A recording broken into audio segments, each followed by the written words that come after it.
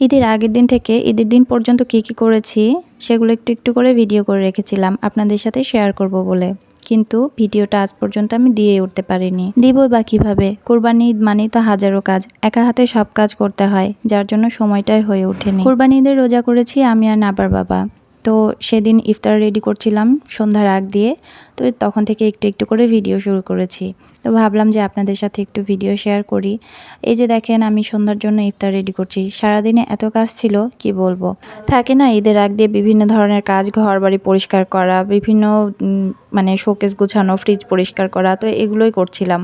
আর কোরবানি ঈদের আগ দিয়ে তো ফ্রিজ ট্রিজ একটু ফাঁকা করতেই হয়, পরিষ্কার করতে হয়, সেগুলোতেই এমন সময় পার হয়েছে কি বলবো। যাই হোক হালকা পাতলাভাবে সেজন্য ইফতারটা রেডি করে নিলাম। ইফতার শেষ করেও যে মানে ফ্রি হয়ে গেছি তা না, এরপরেও আমার অনেক কাজ আছে। তো এদিকে একটু ছাগলের কাছে আসলাম, এসে দেখি নাবার নাইফা আছে এখানে, কারণ ছাগল মানুষ না দেখতে পেলেই অমনি চিৎকার শুরু করে দিচ্ছে, সেজন্য ওর সামনে কাউকে না কাউকে থাকাই লাগছে। তারপরে চলে আসলাম রান্নাঘরে আবার কাজে ফিরে। এই যে এখন আমি গুছাবো রান্নাঘরে যত বাজার সদা নিয়ে আসা হয়েছে শুকনা, সেগুলো এখন তুলে নিতে হবে জায়গা মতো। আর এগুলো গুছিয়ে না রাখলে কালকে আমার সকালবেলা কাজ করতে অনেকটাই ঝামেলা হবে, যার জন্য সব কিছু গুছিয়ে একদম ক্লিন করে নিব। আর ঈদের দিন মানে তো একটু পরিষ্কার পরিচ্ছন্ন সবকিছু চারিদিক ঝকঝক করবে, এটা ভালো লাগে। আর রান্নাঘরে সকাল থেকে যেহেতু আবার কাজ করতে হবে আমাকে, তো ভাবলাম যে এগুলো আগে পরিষ্কার না করলে, এগুলো যদি সাইড না করি রান্নাঘর গ্যাঞ্জাম হয়ে থাকবে, আমার তখন কাজ করতে একদমই মানে ঝামেলা লাগবে। তো এগুলো সব কিছু জায়গা মতো তুলে নিচ্ছি। আর এরকম প্রত্যেক ঈদে আমার হয়, ঈদের আগের রাতে আমি সব কিছু গুছিয়ে রাখি, দুধ জাল দিয়ে রাখি লাচ্চা ভিজানোর জন্য, কাটা বাছা করে রাখি, যেন সকালে উঠে আমার বেশি পরিশ্রম না হয়, শুধু সকালে উঠে যেন রান্নাগুলো বসিয়ে দিতে পারি। তো এটা তো কোরবানি ঈদে তো আর সকাল সকাল উঠেই মাংস রান্না করতে পারবো না। কোরবানির মাংস রেডি হয়েছে, তারপরে আমি যে রান্না বসিয়ে দিচ্ছি। সকাল থেকে একটুকু ভিডিও করতে পারিনি, কারণ ওইদিকে এতটাই ব্যস্ত ছিলাম, যার জন্য ভিডিওটা করে মানে করাই হয়নি আমার। তো যাই হোক আমি রান্নাঘরে চলে এসেছি, মাংস ভাগাভাগি চলছে ওইদিকে, আর এদিকে আমি আমার ভাগ থেকে কিছুটা নিয়ে এসে আমি রান্না বসিয়ে দিলাম। আর কোরবানি ঈদে যেহেতু কোরবানির মাংস দিয়ে প্রথম খাবারটা খাওয়া সুন্নত, সেজন্য আমরাও ট্রাই করি এটা, যে যতক্ষণ কোরবানি না হয় আমরা কেউ কিছু খাই না, মানে বাচ্চারা বাদে বড়রা আমরা কেউ কিছু খাই না। যখন কোরবানির মাংস রেডি হয় তখনই রান্না করে সেটা দিয়ে আমরা প্রথম খাবারটা খাই সকালের।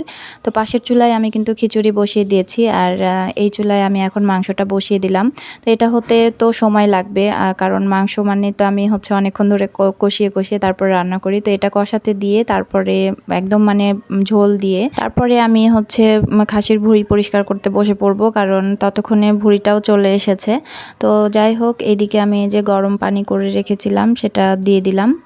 আর গরম পানি দিয়ে মাংসটা রান্না করলে কিন্তু অনেক সফট হয়, খেতে অনেক মজা হয়, যার জন্য আমি ট্রাই করি যখনই মাংস রান্না করি তখনই গরম পানিটা দেওয়ার জন্য, মানে কষানোর পরে যে গরম পানিটা অ্যাড করতে হয় ঝোলের জন্য, সেটা আমি গরম পানিটাই অ্যাড করি।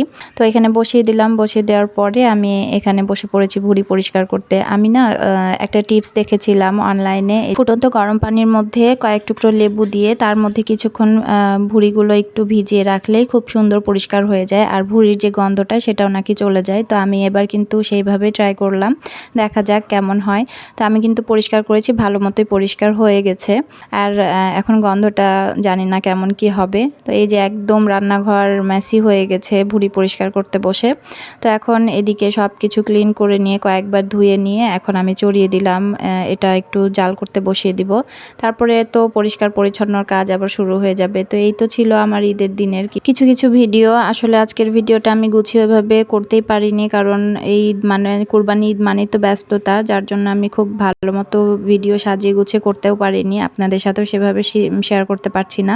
তো আজকের ভিডিওটা এখানে শেষ করব। সবাই ভালো থাকবেন, সুস্থ থাকবেন। আল্লাহ হাফেজ, আসসালামু আলাইকুম।